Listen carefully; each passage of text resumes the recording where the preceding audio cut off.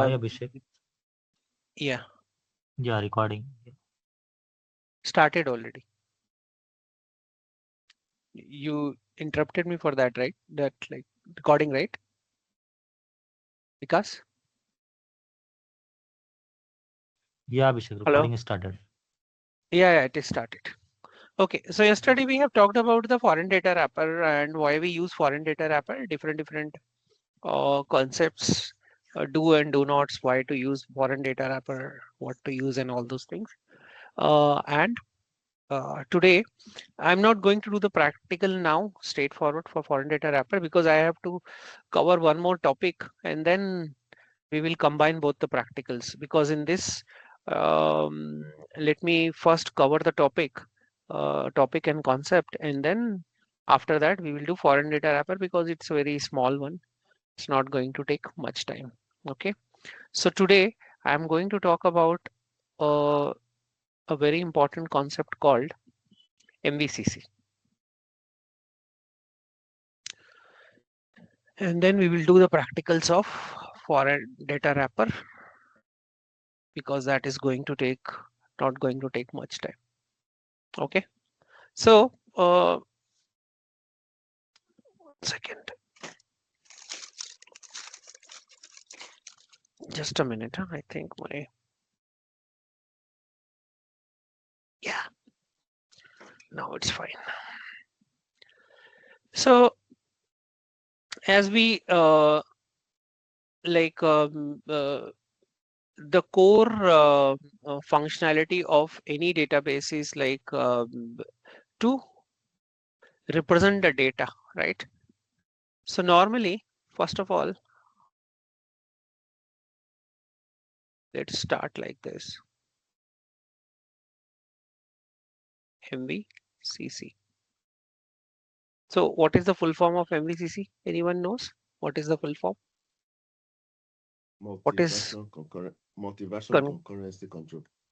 Very good. Multi-version concurrency control. So what is multi-version concurrency control? Any idea why it is important? Why we are talking about that? Undo Anyone? management. Undo Very, management. very good. So let's suppose I have a table. Okay. In this table, I have a row. Okay. And this row is currently accessed by session A. Okay, currently a session A is accessing it. When I say accessing, what kind of operation it can be? It can be command, it can be session, it can be statement, or it can be transaction, right? The user is can do these following things, right? On my database, on my table, right? So basically, let's suppose he is updating a new row. Okay, so technically, in Oracle, what will happen if he is updating a new row? What will happen to the old row? Old row will go to the undo table space, right? Right? Oracle people, old row will come Yes, here, yes. and if user B logs in, until this guy has committed, he will see the new session will see the old image, right? Until he is not committing, he's the user B, session B, or transaction B is going to see only the old image. The moment they have updated it, uh, the moment they did the commit, this old row is going to be updated with what? With the new value, right? And it will be saved in the table core concept, right? But this is the case of Oracle. But in Postgre, something different happens. Okay. In the Postgre, we use the same kind of concept with a different kind of system. So in Postgre, we do not have any third party table space or any system where we are going and making or keeping the old version. Okay. So in Postgre, what is happening in the table table itself, we are keeping the old and new value. Okay. So let's suppose this is user A and it has created a row. Let's suppose new row.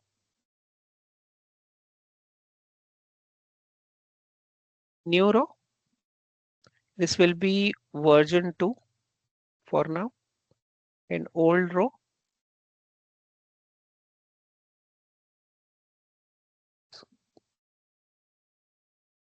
version 1. And session B is going to see the old value, which is V1, until the session A is going to commit the changes. Okay. So once the user A will commit the changes, the new value, automatically it will become the persistent in the table, and the old value is going to reside in the same table as marked as dead tuple. Tuple is nothing but row. In Postgre, sometimes we call tuple as a row. So here we do not have any concept of undo or different memory or any different kind of segments where I'm parking my old image and I'm keeping the new image. Here in Postgre, we are keeping all the old and new images, or old and new data tuples or rows in the same table. Okay. And this is the way Postgre is managing the entire MVCC multi-version concurrency control. The downside of this kind of approach is if your database is very volatile, if your database is having lot of changes, okay, in that case, your table will grow with lot of dead tuples. Tuples will be growing every time whenever you are doing insert, update or delete on your table, and the actual data side might be 3 for example, but dead tuple size might be 10 or 15 or 100, like that. Okay. So that's why we have a process called vacuum. Okay. So vacuuming runs and it reads which particular file first. Yesterday we have talked about Visibility map. very good, visibility map. So vacuuming will go and read the visibility map, and after reading the visibility map, what it will get? How many redos are there? How many actual days Yes. are there? No, don't call it redo. Call it dead tuple. Redo is the concept of Oracle. So from the interview perspective also, your statement should be tuples. So in the VM, what we will get? Number of dead tuple and number of active tuple, right? So Live let me tuple. write it: live tuple or active tuple. Number of dead tuple or live or active tuple. Okay, makes sense. So what is the importance of FSM? Visibility map is good, but FSM, we have two kind of FSM. files, right? Yeah. So FSM is going to give me the space related information, that how much space insert, update, delete I can do in the block level of a particular object. Okay. So MVCC is related to your concurrency model. Basically, it's related to the concurrency. I'm not going to go into the depth now, but we'll go step by step further deeper in the next session, where I'm going to talk about the phantom reads, different isolation levels, because in that case you will at least understand. First, let's understand this at least on the screen, on the database practically, and then we will understand the other concepts. These concepts are also important when you are explaining about ACID compliance. Okay, so concurrency control is related to which particular word of ACID? MVCC, very good. So it related to C, concurrency. Okay, so why I'm asking like this, sometimes people in interview, they ask all these things like why MVCC, how it manages, how you manage MVCC in MySQL versus Postgre, how you manage MVCC Oracle versus Postgre, all those things. You have to make a mind map and then understand like that. In this way, if you understand, things will be very clear for you. Okay, now let's understand few things on the screen so that you can interrelate all these things as a topic. If my screen's font is very, if this is too small, let me know. Okay, so this is my database. Okay, so let me create a lab for this first of all, so that you will understand what we are talking about here. Okay, so for this particular example, I'm going to do two things. First of all, this is my session A, and I'm going to open another session, which is session B. And I'm going to explain you everything step by step. So let me go here. Okay, this is my session B. I'm going to change the color also for that. Vagrant SSH. Let me make it red. So this is my session A, B, and this is my session A. Okay. So on the session A, let's create a new database. Create database MVCC lab. Okay, database is created. Now let's go inside the MVCC lab. We are connected to MVCC, correct? Now let's do one thing. Let's create a, before doing anything, let's stop the auto commit off. Otherwise, what will happen? Whatever I will create or insert, update, delete, by default, it will get committed. I don't want to do that. So this is my table. I have created a table. Okay. So whenever I create a table, automatically by default, table get created with lot of internal columns also. Okay. So for now, I'm more bothered about these three columns, which is CTID, Xmin, Xmax, and my current table structure. Okay. So currently my table is created. I have these three hidden columns. I will talk about that also in a minute, but let's insert some value. I've inserted some value.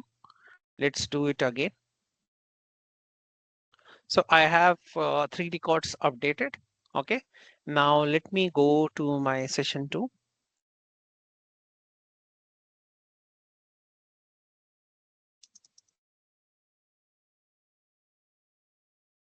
Here I'm going to create a new session.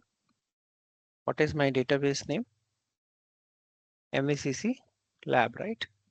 So here I have table. I don't have any table. Why I don't have any table? I have created the table right here. I can see the rows also. But here I don't have any table. Table itself is, I have not committed it. So the moment I will commit it, all the information will be written to the database. So currently where it is residing in the in the buffers. Okay, so now let's understand what are these hidden columns that I was talking about. So how this whole old and new images are getting managed under the table. It is getting managed under the table using certain hidden columns called CTID, XMIN, or XMIN, XMAX. Okay, these three columns are very important. So what is CTID? First of all, CTID, the CTID is a physical location of the tuple. Mean to say, what is the current location of your row in the table. So it denotes particularly the physical location of a tuple or row, you can say. XMIN, transaction ID that created, mainly insert updated of that version. Let's suppose this particular transaction ID has created this uh, particular record. How to check the transaction ID in the current session? So we have like Oracle, like MySQL, Mongo, and Redis or Memcache, like that. Also, we have a command where we can get our current transaction ID. So this is my transaction ID. Can you see? 804 is my transaction ID, and I have created this particular tuple or row inside the table. Okay, is that clear? I have logged as a. The moment I will log into the database with specific session, I get the current transaction ID. So my transaction ID is 804. I have created the table. I have inserted the record. That's why in XMIN it is getting 804 because I have created that particular tuple which is inserted, updated, or deleted, whatever it is.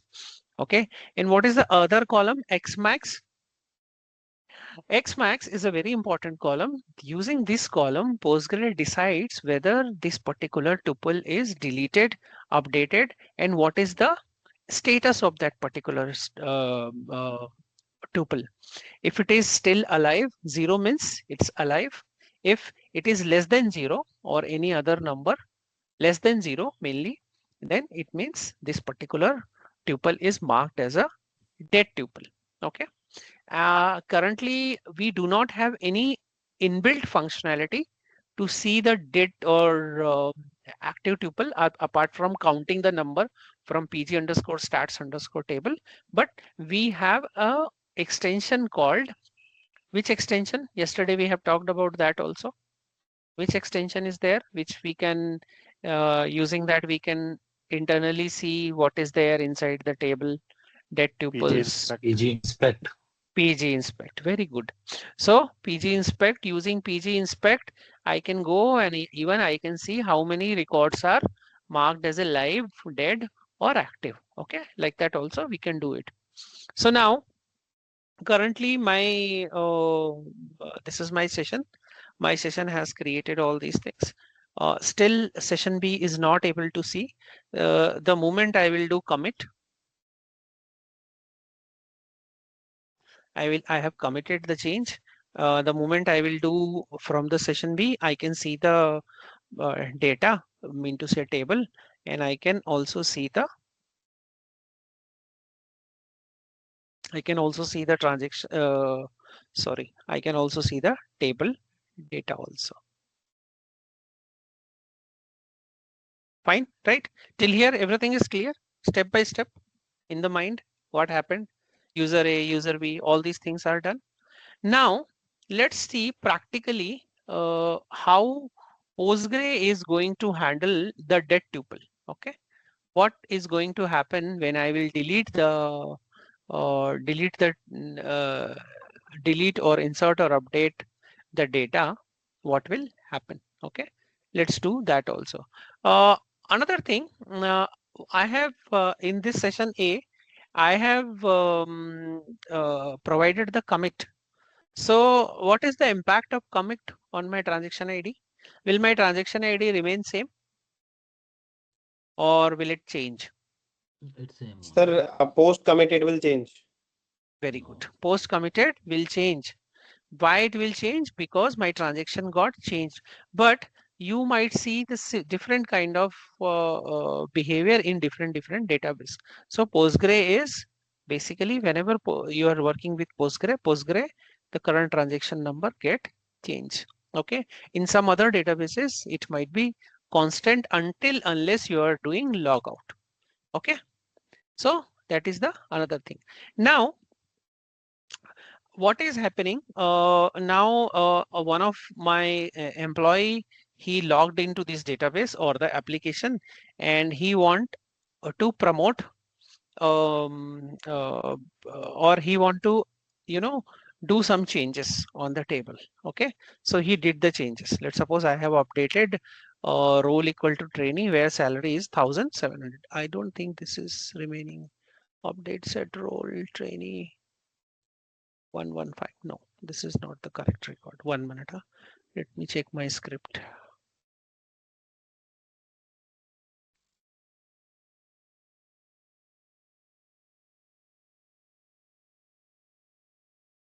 Mike.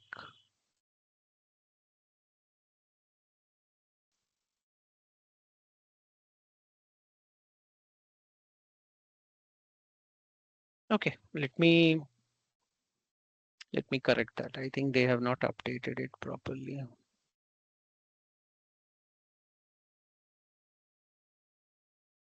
Employee ID 115. 1 second. We'll get that also. Okay, so transaction ID is done. Everything is done. Now what we are going to do? We are going to update a record. Okay, so now let's update one specific record. So current one record is updated. What is that current record? Employee ID 115. Okay, where I have did some changes. So let's see the table again. Okay, so now what I did, I made the Adam as a trainee employee. Okay, and I have also updated his salary. Okay, so now again, the moment this particular record is updated, will my next session B will see the updated data? Yes or no? I have updated a record from session A. Will my No, sir, because we have not no? committed it. No commit. Okay, no commit. Okay, but now the moment I will commit, another important thing, can you see one difference here? The important thing in the CTID? Physical address. Physical address. So what is the significance of this physical address? Physical address has been, it technically supposed to do 1, 2, 3, 4, right? But here 1, 2, 4. So what it means? It means the old record, the physical record, which was ID was 0.3, it marked as a dead record or marked as a dead tuple. That's why the new tuple number came to 0, 4. And who updated it? Who updated it? Updated by 806. So that's why it's got updated. But here still I am seeing the old record. Okay, so this is the way Postgre is handling multi-version concurrency control. The moment I will do commit, what will happen here? You will see the updated record. And what happened to this record? 03. It marked as a dead tuple. So what is happening here? Technically, how many records I have in my table? Dead and active. Total 4. So start from Select spelling. Select count. Start from employee. So I have, sorry, what happened? Okay, no problem. So totally in my actual table, I have only 3 records. But if I see from the MVCC point of view, my table got 4 records. In the same way, in case if this table is getting more insert, update and delete, let's suppose 100 of transaction happened, using only these 3 records where I'm just keep on updating the things. I'm not inserting it.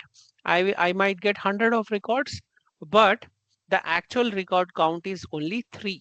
So what is the downside of it? What is the downside of it? Lot What of is the downside? fragmentation. Lot of fragmentation. Very good.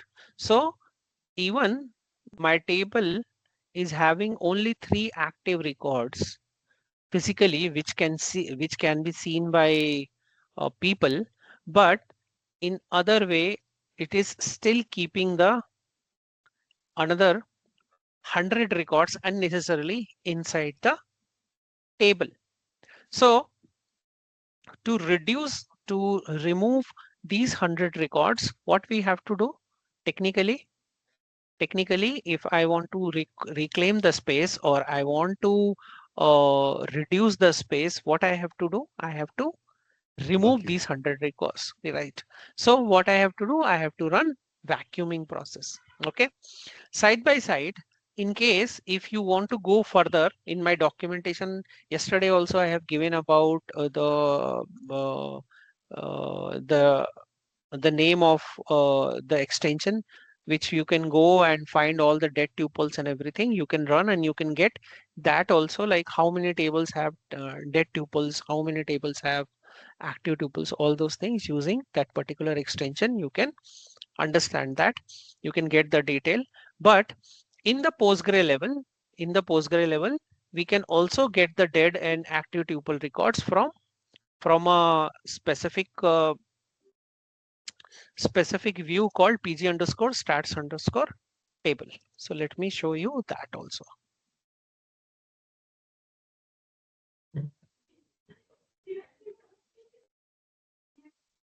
Okay, so let me describe that table. Pg underscore stats pg underscore stats underscore table. Where is that? PG start user table. Pg, yes, pg stat user tables. So here we can go and we can clearly see how many tuples are dead and how many tuples are live. So select rel name and live tuple.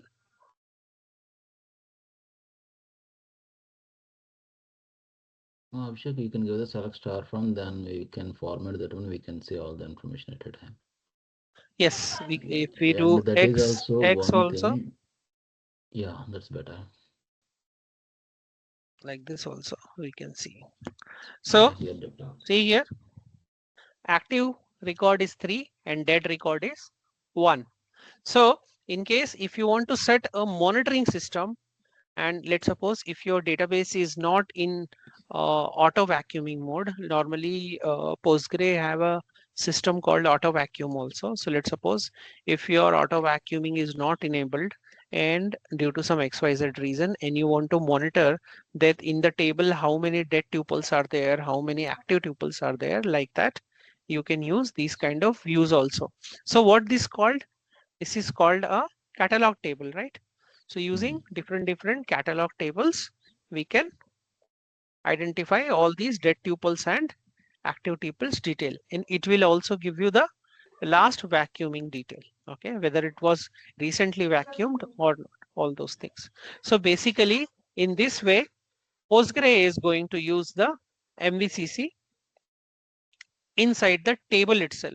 Okay, but it is completely entirely different than other databases. Just to remove all these dead and dead tuples, we run vacuuming process. So this was the small topic I thought I will just cover before we will go to the foreign data wrapper and other thing. And also MVCC is a very important concept when you are trying to understand the undo and redo related things. Okay, now as we have understood about the different the way of MVCC, it is managed in the same table itself. Okay, in the same way, Postgre is also provides you different isolation levels. Anyone understand about the isolation level? Any idea about the isolation levels? Or any idea about isolation levels in Oracle? So in MySQL, we have MySQL, read uncommitted, read committed, Mhm. then repeatable serializable. read and serializable. Very good. So what are those? Because those same things are applicable in Postgre also. Okay, majority of the isolation levels are uh, applicable in Postgre Yeah. also. So So, the first thing, yeah, please. Anyone have yeah, any question? yeah. There's a one question. Mhm, When you updated the row, that tuple mhm. was created. So why in X max there was no -1 or something was not updated? So when you update the row, there should Mhm. be a dead tuple created. You said, and after Correct. that there should be X max should be not 0. There should be X max 1 another than 0. So that was missing a point.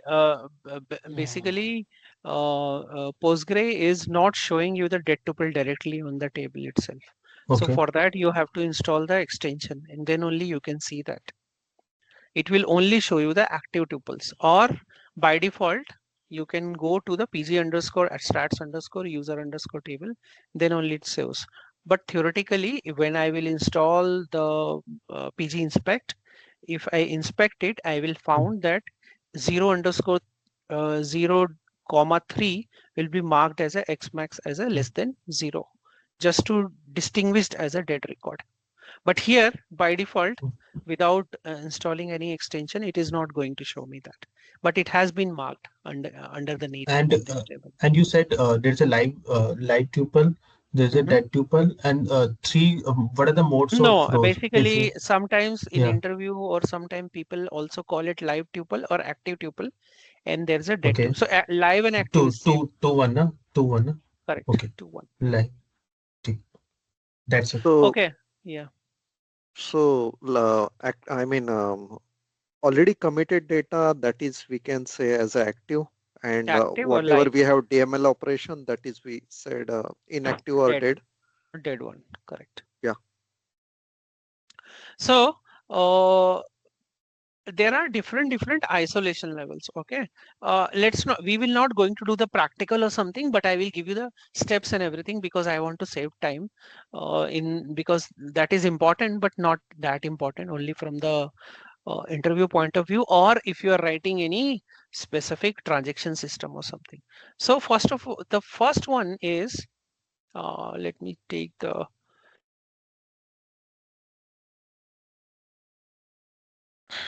new one.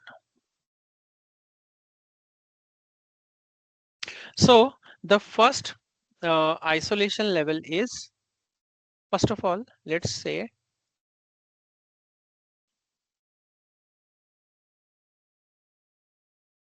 SQL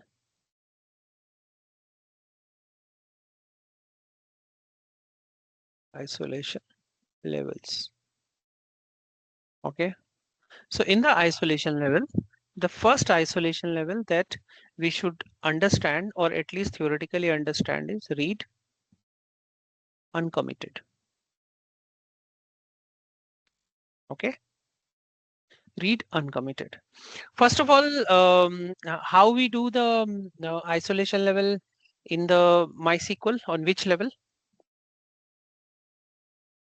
Any idea? We can do it globally as well as on the session level.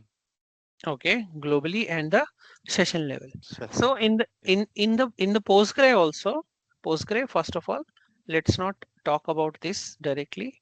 Let's understand on which level it happens so that it will give you more clarity, and it is recorded. So it will give you. So here on Postgre, Postgre, whenever we are doing a different isolation level, it happens on the session level, it happens on the transaction level. So first of all, let's write the levels. Sorry, levels. So first of all, it happens on session level. Then it happens on the transaction level, and also it can happen on the database level. Okay, you can entirely change on the database level. So you can control your isolation levels on 3 levels: session level, transaction level, and database level. And Postgre also gives you a different way of handling the isolation level. So basically, when developers are writing their statement, sometimes they are changing the isolation level. That option is also available. Let's suppose I'm writing a transaction and I want to switch between different isolation level. That is also possible in the Postgre. Okay.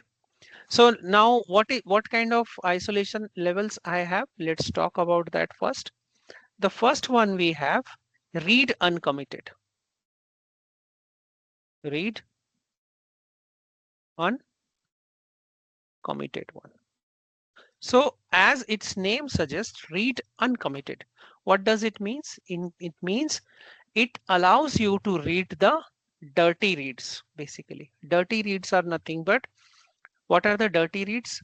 Dirty reads was the read when I have updated the record, but I have not committed it. Okay. So in that case, what is happening? It is still reading my old record. And what is the side effect of this? If my isolation level is set to uncommitted, read uncommitted, it can also read the uncommitted data. And in case if I have any dependent program, let's suppose I have I am a bank and I'm running a banking application. On the banking application, I'm doing a simple interest calculation. User A is doing simple interest calculation and he has issued some insert, update and delete. In that case, what will happen? The user B is going to see the wrong interest value, right? If he's doing something, some transactions. Okay. So that's why this is not applicable in most of the cases. This is not the default. The default one is read committed. Read committed. So read committed means, as its name suggests, what is read committed? Read committed means if my isolation level on my session, let's suppose if we see this example only, currently this example is based on read committed only.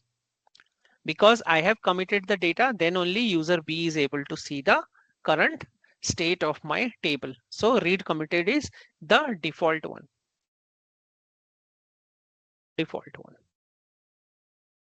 And what is the last one, which is the highest isolation level in any database, which is called as a serializable. So what serializable will do? Sir, until unless a transaction has happened completely, it will not release the lock. It will lock that particular record. Very good. It will lock the particular record, and it will make sure that serial by serial or session by session things are getting updated. Okay. Few important factors that you have to understand is whenever you are touching any isolation level, you should be very much in line with your application team. Okay. Until unless if it is very much required, do not change any isolation level on the database level. Okay. Let developer handle all these isolation levels on the session level or transaction level. Okay. So that is the important factor. Abhishek, we Yeah. don't have repeatable read in Postgres. No, we have only three isolation levels. Okay, and so what is the, like, suppose read committed and serializable, what is the difference? Read committed means your data, whatever data is committed, session B will see only committed data. And serialization is nothing but your data has been written or seen on serialized event, where until unless one entire transaction is not committed, it will not unlock the table like that. But pretty much same like MySQL only. Everything is same like MySQL only. Is this clear at least? All these things theoretically? I don't want you to go much on depth, but at least theoretically understand all these isolation levels. These isolation levels are important from the interview point of view. So Abhishek, the serializable and repeatable read are same or? No, both are different. No, repeatable read is different.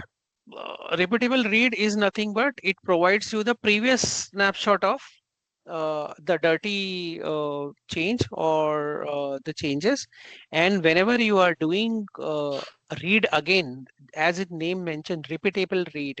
First time I am running select star from employee. So user B has updated the salary from 10 rupees to 11 rupees. I will see that. Again, change happened and my salary become to 12. Again, I am running the select and I'll get the value as a 12 rupees. So like that, repeatable read works. And to understand it better, I will give you one table also along with the documentation. So there you can go and understand about all these things step by step. Okay. Okay. Related to that, first of all, why we are reading it? What is the why behind this isolation levels? Anyone? How this interrelated with my course and why we are reading about it? What is the core concept that it goes? It's related to the It MVCC. controls the locking. Locking is important, but this is a super duper important concept when you are doing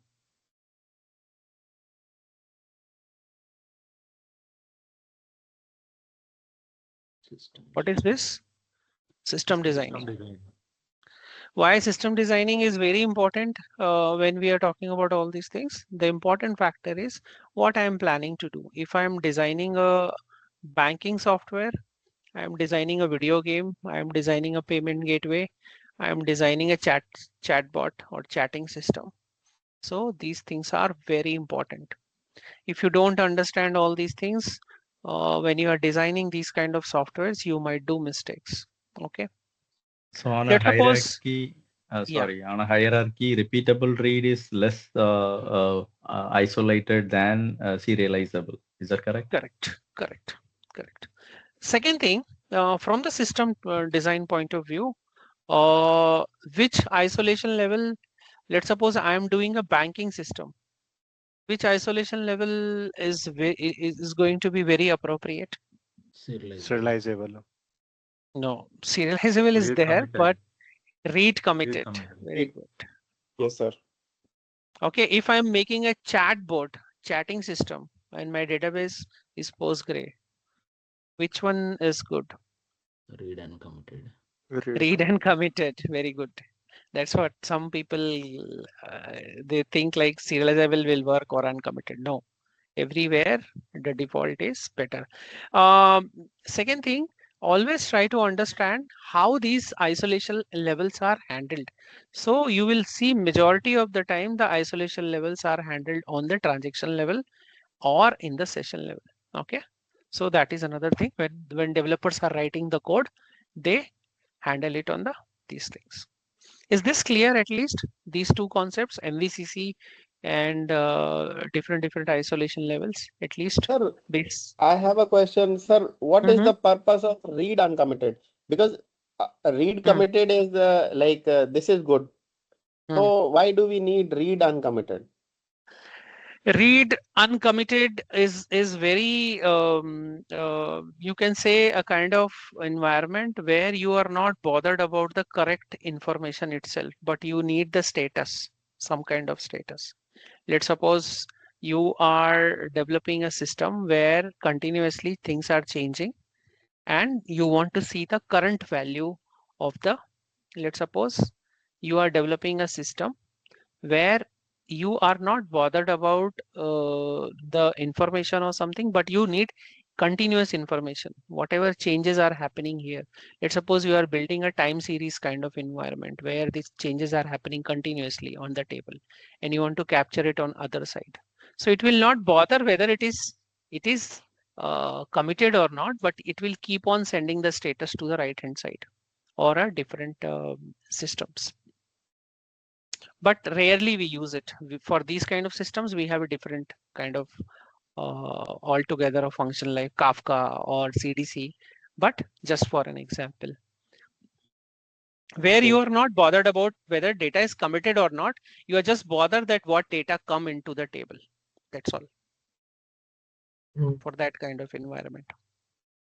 Abhishek, I'm not But able to now, understand between the read committed and repeatable read. So read committed and repeatable read. read committed Different. is nothing but when data is committed, then only user B will able to see it. Otherwise, user B will be still seeing the old value. Okay. And repeatable read.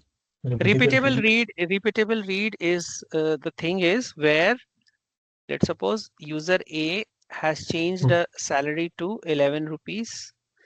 Side by side, user B is currently seeing the same value. So in the first select, he's seeing the 11 rupees. Then he did one update to it become 13 rupees. In the second select, he will see the 13 one. Again, some changes happened. So in the third select, he will see 14 rupees.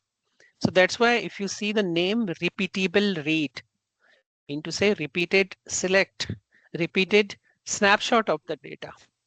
Okay. So basically, it is handling, it is, you are seeing the same data, but whenever you are running the select, you are seeing a different value of the data because it is getting changed by another user. Maybe Make sense? It can mean it can sense, but like we can say we can see the same behavior in the reporting or long running queries, right? Correct. Suppose Correct. if you run the job, then it's going to be take the keep on input from the Keep on input, different it will go for while loop, basically, never ending loop. Exactly. Yeah, might be that we can consider repeatable read. Am I right, Repeatable. Abhishek? Yes, yes. Can we Or share Where we can use these for a things lab like setup? Because lab setup, we can do it. Definitely we can do it. I will send you the lab setup. I have the lab setup. In the document also, I have lab setup for this.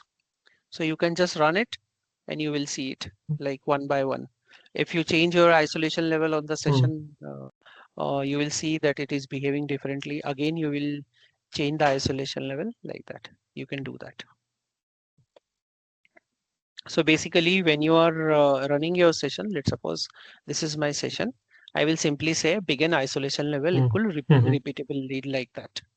Or you will say whatever isolation level you want to set, but you can do the lab. It is doable, 100% doable. Okay.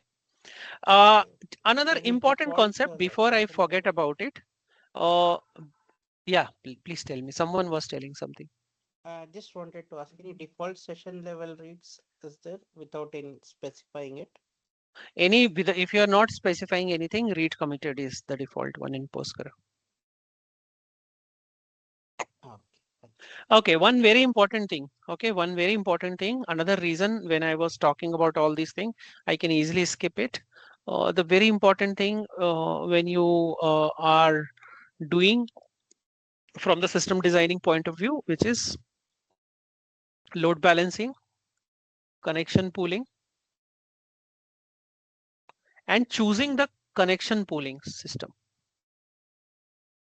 Please see all these things carefully. Okay, it is interrelated concept. That's why I'm specifically telling you. All these MVCC and isolation level and everything is important.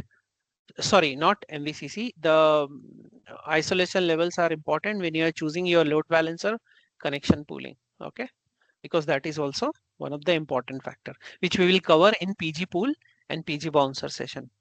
What is the difference between PG pool and PG bouncer? Then when we'll read and implement it, again this concept will come.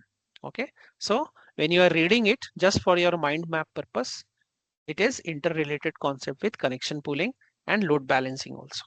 Okay, can we take a quick break early? If you have any question, I can take the question and then we can take a break. Abhishek, I have a question. Mhm.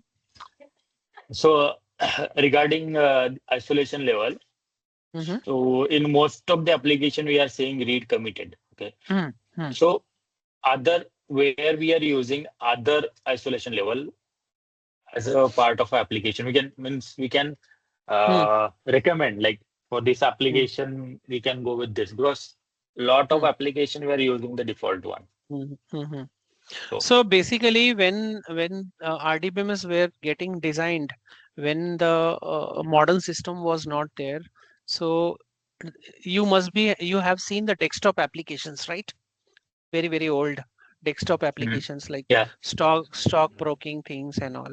When time okay. series was not invented, when CDC was not invented, again one important concept that we should understand here is uh, we we have, if you see very broader level, application development has been divided into two parts: data driven application development and application driven development.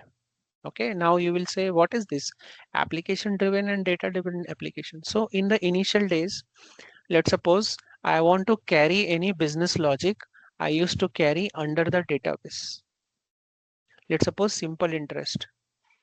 So we used to create procedure for that, right? Simple interest procedure. So which is basically database driven application where I am keeping all my business logic under the database. Okay.